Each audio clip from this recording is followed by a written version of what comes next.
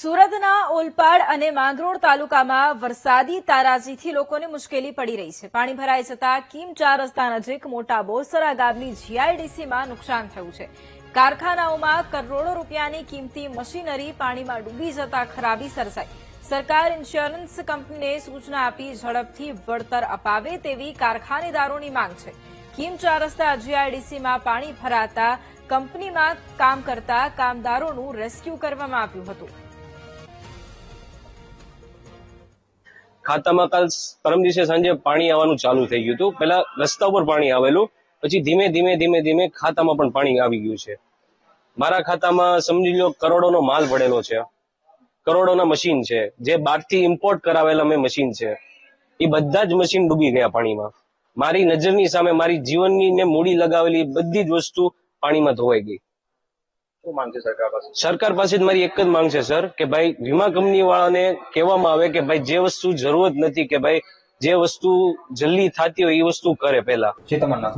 હું માંગરોળ તાલુકા welfare association વતી કિશોરભાઈ બાદાણી ગઈકાલે આજે છેલ્લા 3 દિવસ થયા જે કુદરતી આપત્તિને હિસાબે પાણીની રેલ આવી કીમ ખાડીમાં, જેમાં બહુ બધાને નુકસાન બહુ મોટા પાયે થયું છે।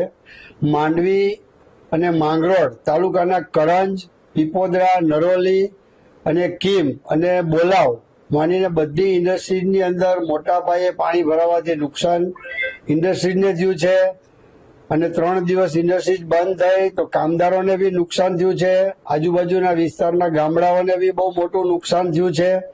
અને ગવર્મેન્ટની ટીમ તથા જે તે એજન્સીઓએ, પોલીસ ખાતાએ, મીડિયાવાળાએ બહુ જહેમત ભરી લોકોને સ્થળાંતર કરવા માટેની બહુ સારી મહેનત કરી છે। તરત આવી ગયા છે, તુરંત આવી ગયા છે આ લોકો।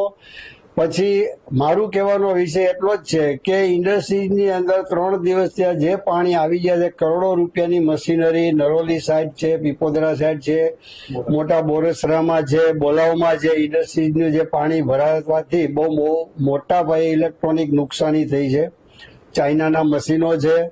અને મારી એટલી એક નમ્ર વિનંતી છે સરકારને કે આમ બધાના ઇન્સ્યોરન્સ હોય જ, પણ ઇન્સ્યોરન્સ કંપનીને જાણ કરવાની છે કે થોડાક એના નિયમો હળવા કરી અને દરેક કંપનીને જે તે એજન્સીને ઇન્સ્યોરન્સ હોય એ વહેલી તકે ઇન્સ્યોરન્સ પાસ કરે અને ઇન્સ્યોરન્સની અંદર થોડીક રાહત આપે। આમાં તો સરકારને બીજું કંઈ કહેવાય એવી પરિસ્થિતિ નથી।